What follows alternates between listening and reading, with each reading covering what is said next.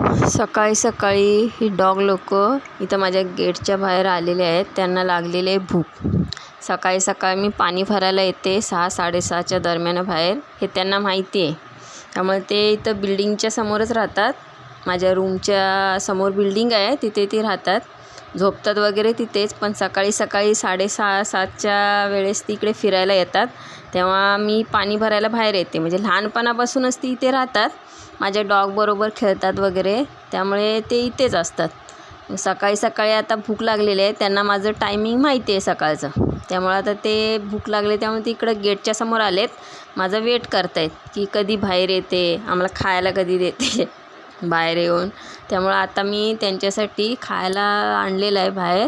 त्यांना पाणी वगैरे तिथं ठेवलेलं आहे आणि खायला दिलेलं आहे त्यांना. ते पाणी वगैरे पितात, परत आपल्या जागी जाऊन ते